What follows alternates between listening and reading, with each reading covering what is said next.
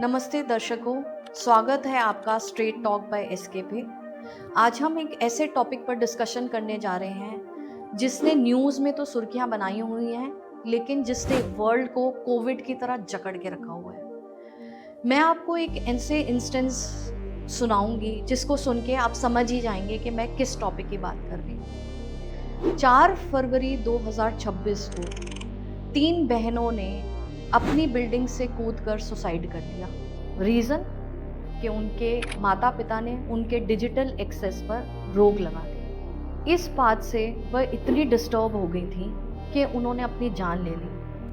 वह एक्चुअली एक online Korean game की उनको लत लग चुकी थी। आप समझ ही गए होंगे कि मैं किस टॉपिक की बात कर रही हूँ। डिजिटल ओवरलोड, यानी तकनीकी सूचनाओं की लत लगना। आज इसी टॉपिक पर डिस्कशन करने के लिए हमने दिल्ली के होली फैमिली हॉस्पिटल के डॉक्टर मोहित भगवती को बुलाया है। स्वागत है आपका doctor Mohit to Straight Talk by S K. सबसे पहले शोभना जी, आपका बहुत बहुत धन्यवाद और आपके दर्शकों को बहुत बहुत नमस्कार। उससे भी पहले मैं आपको शुभकामनाएं देना चाहूँगा आपके इस नए podcast Straight Talk by S K के लिए, और मेरी बहुत शुभकामनाएं हैं कि आपका ये एंडेवर बहुत सक्सेसफुल हो। Thank you so much doctor. आपने जो बात कही वो ना ही केवल दिल को छूने वाली है जबकि डराने वाली है। एक बात मैं और कहना चाहूँगा कि आज मैं किसी कार्डियोलॉजिस्ट की हैसियत से यहाँ नहीं आया हूँ। मैं यहाँ मात्र एक जानकार नागरिक और एक जिम्मेदार पेरेंट की तरह आया हूँ। ये न्यूज़ जब हमने सुनी हम सब डर गए। ऐसा क्या हुआ होगा कि 3 बहनें जो कि ठीक ठाक बड़ी थी, केवल एक तकनीकी गेम की लत लगने के कारण इस हद तक मजबूर हो गई कि उन्होंने अपनी जान ले ली। तो ये टॉपिक इतना महत्वपूर्ण हो गया है कि इसके बारे में लाजमी है कि हम सब चर्चा करें और देखें कि क्या किया जा सकता है कि ऐसा दोबारा ना हो। बिल्कुल डॉक्टर, ये जो डिजिटल ओवरलोड है मुझे लगता है कि एक दिन में नहीं होता है। ये धीरे धीरे हमारी लाइफ का पार्ट बनता जाता है, हम पे इतना हावी हो जाता है कि उससे बाहर निकलना ही मुश्किल होता है। बिल्कुल। इनफैक्ट ये भी मैं कहना चाहूँगा कि डिजिटल रेवोल्यूशन एक बहुत बड़ा रेवोल्यूशन है। हमारी लाइफ को डिजिटल रेवोल्यूशन ने बहुत आसान कर दिया है, पर किसी भी चीज़ की अति बेकार है। हमारे शास्त्रों ने भी कहा है अति सर्वत्र वर्जयेत। समस्या ये है कि डिजिटल ओवरलोड इस हद तक बढ़ गया है कि जिस डिजिटल प्लेटफॉर्म्स को हमने अपना असिस्टेंट या हमने अपने हेल्प के लिए बनाया था, आज हम उसके स्लेव बन चुके हैं। इस हद तक बन चुके हैं कि हमारा जीवन सुबह से लेके रात को सोने तक केवल डिजिटल वर्ल्ड के अराउंड ही है, और ये बहुत चिंताजनक बात है। सर बिल्कुल, मैं यही मानती हूँ कि ये हम पे इस हद तक हावी हो गया है कि हम इससे बाहर ही नहीं निकल पाते। बिल्कुल। अब मैं अगर दिन में बैठी हूँ या रात में खाली बैठे हैं, तो बजाय इसके कि हमें बुक्स पढ़नी चाहिए, कुछ अच्छी चीज़ें करनी चाहिए या एक्सरसाइज करनी चाहिए, हम क्या कर रहे हैं, हम सिर्फ ऑनलाइन जाके स्क्रॉलिंग पे स्क्रॉलिंग करते जाते हैं और ये मिनटों से घंटों में कन्वर्ट होता है और हमें पता ही नहीं चलता इसका। बिल्कुल। इनफैक्ट आपने बहुत अच्छी बात कही है, और आजकल के जानकार लोग इस स्क्रोलिंग को डूम स्क्रोलिंग भी कहते हैं। डूम स्क्रोलिंग का अर्थ आप समझेंगे, जो स्क्रोलिंग आपको डूम कर दे वो डूम स्क्रोलिंग है। ओह अच्छा। ठीक है। और देर रात तक लंबी लंबी रीलें देख के स्क्रॉल करना, उस ब्लू लाइट को जिसको भी हम अल्ट्रावायलेट लाइट भी कहते हैं उसके साथ, और देर रात तक करके करके हमारे बॉडी का नेचुरल मेलाटोनिन सिक्रीशन भी कम हो रहा है। उस कारण से लोगों को नींद नहीं आ रही है, लोग दिन भर थके रहते हैं, एक कंटिन्यूअस बॉडी स्ट्रेस की सिचुएशन में रहती है। देखिए, सबको पता है जब शेर सामने आता है तो क्या होता है, एक फ्लाइट एंड फाइट रिस्पॉन्स होता है, दिल की धड़कन बढ़ती है, पसीना आता है, डर लगता है। यह क्यों होता है? यह हमारे बॉडी में सिंपैथेटिक नर्वस सिस्टम के एक्टिवेशन से होता है। ओके। जब आप कंटिन्यूअसली डिजिटल मीडिया पे बैठे हैं तो आप एक कंटिन्यूअस स्ट्रेस की सिचुएशन में हैं, और वो कंटिन्यूअस स्ट्रेस सिचुएशन आपकी बॉडी को continuously flight and fight mode में रखे हुए है। जिससे आप देखेंगे लोग आजकल स्मार्ट वॉच पहनते हैं, बड़े हमारी क्लिनिक में कहते हैं कि हमारी हार्ट रेट हाई रहती है, रेस्टिंग हार्ट रेट भी हाई रहती है। एक मेडिकल टर्म होती है हार्ट रेट वेरिएबिलिटी, वो भी खराब रहती है। उसका कारण क्या है? कुछ नहीं बदला, खान पान इतना नहीं बदला, बाकी जीवन शैली नहीं बदली, बस एक कंटिन्यूअस स्क्रीन से अटैचमेंट है और उसके बारे में सोचना, दिन भर वो करना, रात को सोने से पहले सुबह उठते ही, ये रीज़न है कि आज हम ये स्थिति में पहुंच गए हैं। और ये स्क्रोलिंग नहीं, ये डूम स्क्रोलिंग है। क्योंकि डॉक्टर क्या है, हम ऑनलाइन हम सोच रहे हैं कि हम सिर्फ एक वीडियो देख रहे हैं बिल्कुल या हम ये देख रहे हैं, लेकिन लोग भूल जाते हैं कि उसके साथ उनका दिमाग चल रहा है कंटिन्यूअसली। हमारा दिमाग कभी रेस्ट पे नहीं जाता। इवन मैंने ये भी देखा है कि रात को हम सोते हैं तब भी हमारा दिमाग चल रहा है कंटिन्यूअसली। बिल्कुल। और जैसा आप देखते हैं, देखना भी एक प्रकार का आहार ही है। आहार केवल खाना नहीं है। Any visual, any sensory, any hearing input is also like आहार। जैसा आप आहार लेते हैं वैसे आप बन जाते हैं। तो आप and digital media, because digital marketing companies ने इतने सारे एल्गोरिदम्स लगा रखे हैं, आप जिस तरह की रील बार बार देखते हैं आपको उस तरह की और रीलें नज़र आने लग जाती हैं। थोड़ी देर में आप उसी को अपना संसार मानने लगते हैं। उस एक 10 सेकेंड या 15 सेकेंड या 20 सेकेंड की एक आर्टिफिशियल रियलिटी या आर्टिफिशियल रील को आप रियलिटी मानने लग जाते हैं। तो यह कारण है कि आप देखेंगे हर कोई परेशान है। बिल्कुल डॉक्टर, जैसे मेरे को तो ऐसे लगता है कि कई लोग रील और रियल के डिफरेंस को समझ ही नहीं पाते हैं। जैसे रील में सब कुछ ऐसे दिखता है कि सुंदर से माउंटेन्स हैं और सी के आसपास हम घूम रहे हैं, ठंडी ठंडी हवा चल रही है, लेकिन ये रियलिटी का है। रियलिटी में तो हम पोल्यूशन में बैठे हुए हैं, हम ट्रैफिक जैम्स में फंसे हुए हैं, ये रियलिटी है। दूसरा, मुझे लगता है कि रिलेशनशिप्स में भी लोगों को रील में ऐसे दिखाया जाता है कि पति पत्नी तो हाथ में हाथ पकड़ के घूम रहे हैं, हंसी मजाक कर रहे हैं, लेकिन ये कहाँ रियलिटी है। हमारी लाइफ में लड़ाई झगड़े भी होते हैं, हमारी सुलह भी होती है, सब कुछ है, लेकिन ये रियलिटी है। और दूसरा, एक एक मुझे एक चीज़ और भी लगती है कि जैसे मैं खुद जब ऑनलाइन जाती हूँ तो कई ऐसे वीडियोस मुझे दिखते हैं कि औरतें अपना फेस का आपको कुछ बता रहे हैं कि आप इस तरह से मेकअप करिए या इस तरह से अपनी स्किन केयर करिए, और हम उनको देखते हैं, हमें लगता है कि अरे इनकी स्किन कितनी अच्छी है, और मैं खुद मतलब ऐसा लगता है डिप्रेशन में आ गए कि ये हमारी स्किन को क्या होता जा रहा है, हमारी स्किन तो खराब होती जा रही है। लेकिन लोग भूल जाते हैं कि उन्होंने फिल्टर्स लगाए हुए हैं और वो एडिटेड वीडियोस होते हैं। तो हम लोग खुद ऐसी चीज़ें देख के डिप्रेशन में जाते जा रहे हैं। जो आपने कहा वो बिल्कुल सही है।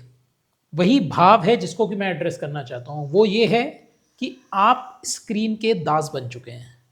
देखिए, कोई भी सेलिब्रिटी या कोई भी व्यक्ति फॉर दैट मैटर इंस्टाग्राम पे अगर अपनी कोई रील डालता है, फेसबुक पे अपनी कोई एल्बम डालता है, तो आप ये मान के चलिए वो उसके 24 घंटे के जीवन के best 15 minute, that too choreographed है। कोरियोग्राफ्ड, हाँ जी। ठीक है, उस 15 सेकंड की दिनचर्या को देख के आप क्या करें? अपनी पूरी दिन की दिनचर्या को कोसें, जैसा कि हम कर रहे हैं। तो यही इसी तरह का एक अजीब कॉम्प्लेक्स वो वीडियोस और वो रील्स देखने वालों के मन में बना देती हैं। और फिर वो क्या करते हैं, वो सोचते हैं कि क्या ऐसा भी होता है, फिर वो उसे कॉपी करना शुरू करते हैं। पर आप कैसे एक 15 या 20 सेकंड की कोरियोग्राफ लाइफ को कॉपी करेंगे? आप उसको जब कॉपी नहीं कर पाते हैं तो आप और ज़्यादा अवसाद या डिप्रेशन में जाते हैं। तो एक परपेचुअल विशियस साइकिल है जहाँ पे कि आप एक मृग तृष्णा को चेज कर रहे हैं, वो मृग तृष्णा जो असली में है ही नहीं। बिल्कुल बिल्कुल। जैसा कि आपने फिल्टर का कहा, ये बिल्कुल सही बात है।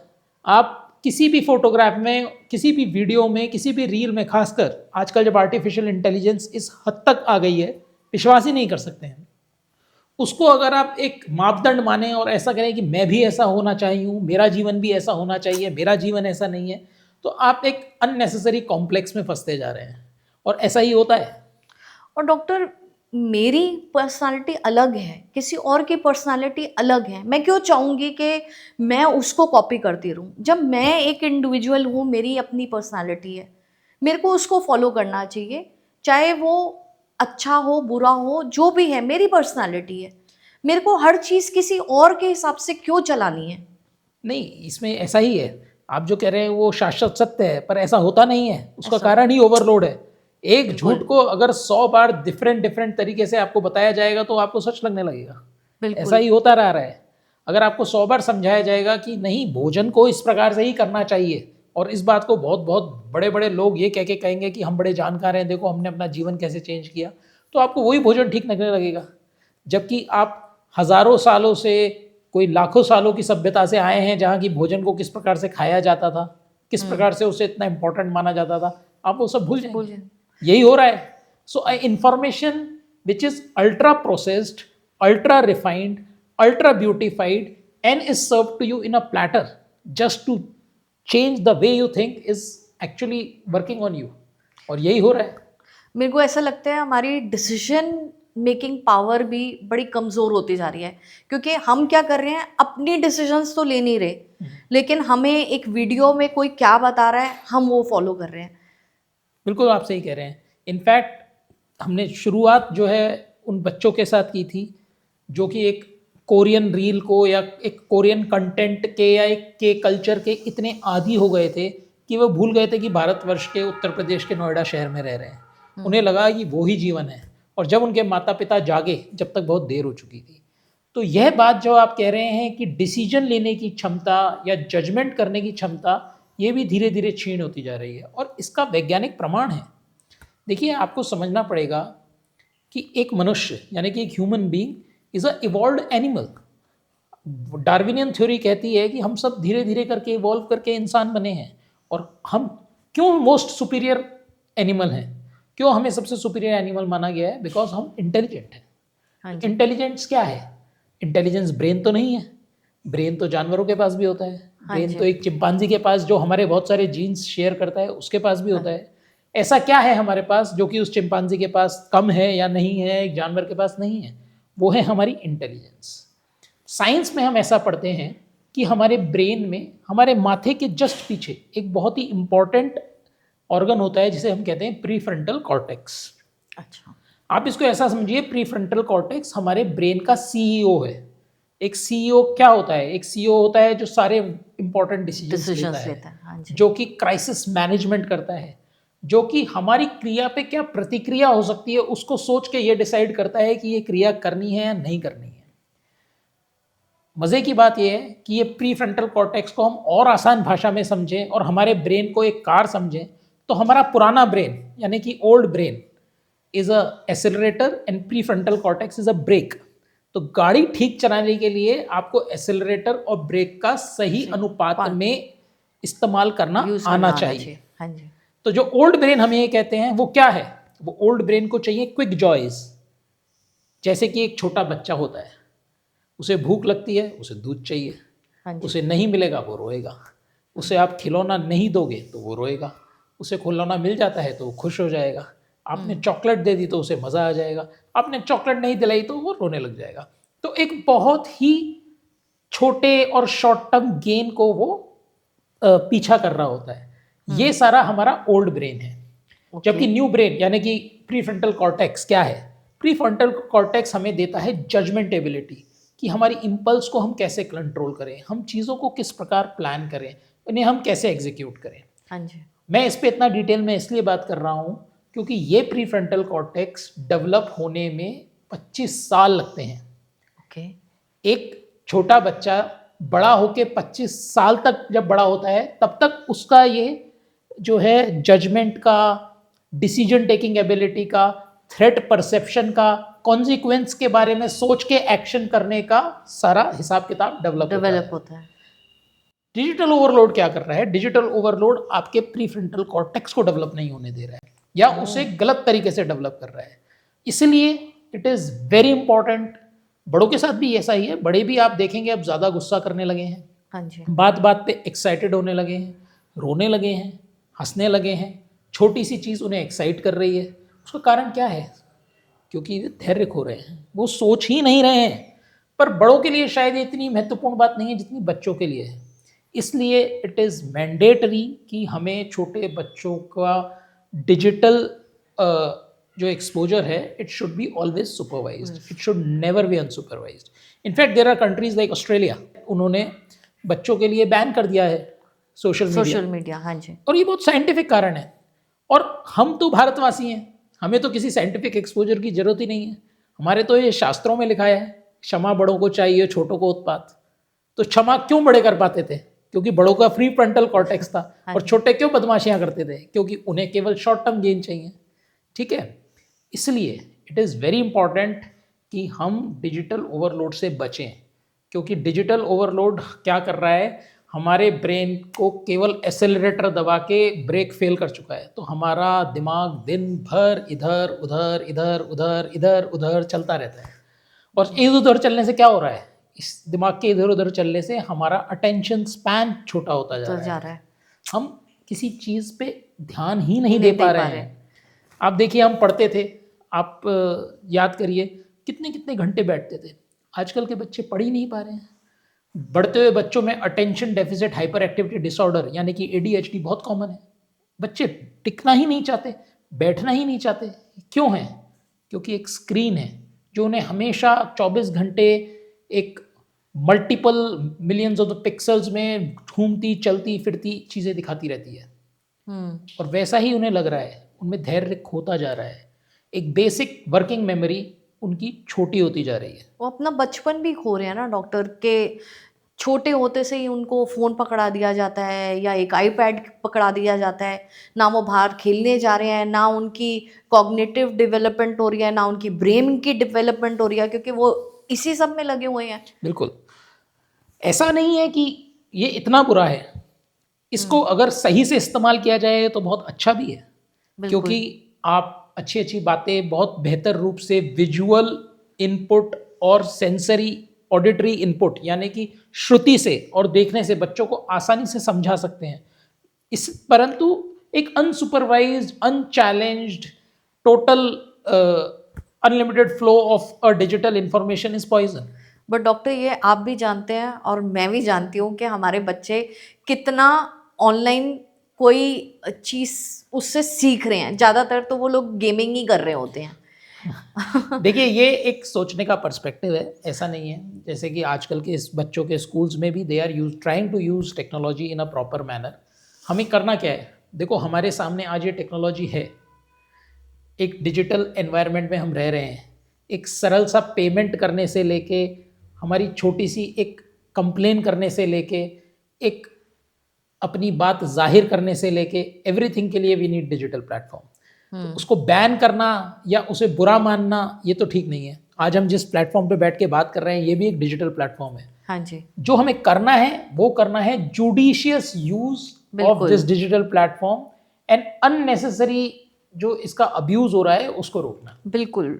डॉक्टर, मैं आज इसीलिए मैंने ये टॉपिक उठाया है क्योंकि मैं पर्सनली फील करती हूँ इस टॉपिक के बारे में कि हमारा वर्ल्ड जो है वो सिर्फ डिजिटली बस पूरे दिन लगा हुआ है, ये बिना सोचे समझे कि उसको कैसे इफ़ेक्ट कर रहा है। आप काम की चीज़ें देखिए जो आपके काम की हैं, वो काम की चीज़ कितनी होंगी दिन में 3-4 घंटे, लेकिन लोग 24-24 घंटे भी लगे हुए हैं। पूरी पूरी रात जाग के ऑनलाइन स्क्रॉलिंग कर रहे हैं, गेमिंग कर रहे हैं, जिससे उनको कोई बेनिफिट नहीं हो रहा। जी। आप गेमिंग भी करना चाहते करिए, आधा घंटा 1 घंटा करिए, जस्ट फॉर योर रिलैक्सेशन। लेकिन ये नहीं होना चाहिए कि डिजिटल वर्ल्ड आपके ऊपर हावी होता जा रहा बिल्कुल, है। बिल्कुल आप सही कह रहे हैं। हम इस बात को शुरू से बात कर रहे हैं और यही एकमात्र हमारा मैसेज है कि आप ओवरडू ना करिए। हमारी संस्कृति, हमारे पेरेंट्स हमने कभी ये नहीं कहते don't enjoy. What they have always told us is that don't overdo. किसी चीज़ को आप ज़रूरत से ज़्यादा ना करें, ज़रूरत से ज़्यादा आप उसके अधीन ना बने। तो यही हमारी मैसेज है कि इसी तरह से इस बात को लिया जाए। इस एपिसोड को हम यहीं एंड करते हैं और नेक्स्ट एपिसोड में हम बात करेंगे डिजिटल डिटॉक्स की, कि कैसे हम ये डिजिटल ओवरलोड से निजात पा सकते हैं। थैंक यू मेरे चैनल को देखने के लिए। अगर आपको ये वीडियो पसंद आया हो तो लाइक, शेयर एंड सब्सक्राइब करना ना भूलें। Thank you.